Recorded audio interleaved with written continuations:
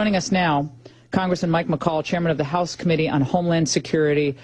He joins us now in the Boston terror attack. Congressman, it's good to talk to you. Look, we will stay out of the politics here, but I would ask you, do you get a briefing, or will you get a briefing today on this?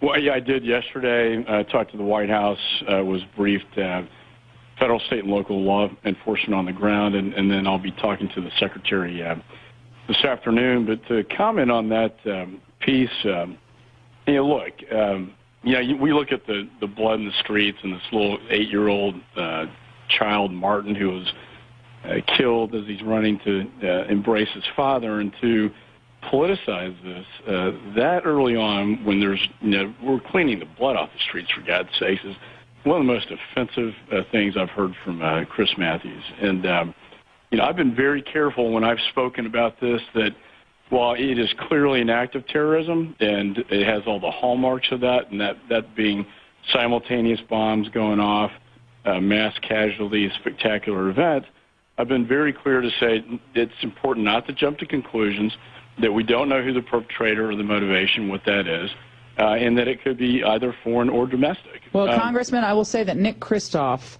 writer, New York Times, and been around for a long time reporting and commenting, he tweeted yesterday that shame on Senate Republicans for not confirming the head of the ATF, that somehow linking the failure to confirm a head of the ATF was somehow facilitating this or involved in this. Yeah, it had absolutely no connection at all. And the thing that's interesting about this particular event, I think you were talking about it earlier, and that is, how much security can you possibly bear on these open events to really stop things? And what we've traditionally found in the past, we've stopped these events with good intelligence. In this case, we didn't have any indication.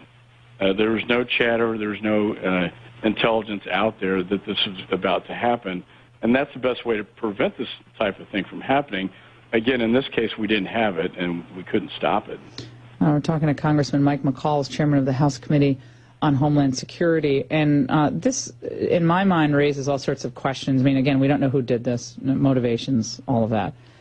But it is interesting that at this moment, we only have 2 minutes, by the way, at this moment we are considering legalizing or giving regularized status to millions of people. Pretty much none of them have gone through any rigorous background checks, to have a temporary status in the United States.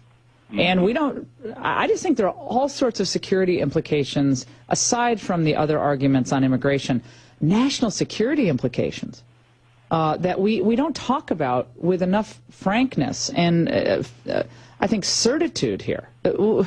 We can't stop every attack, but my goodness, if we had borders that were shut down and we actually had a proper screening process, maybe we could stop some of them.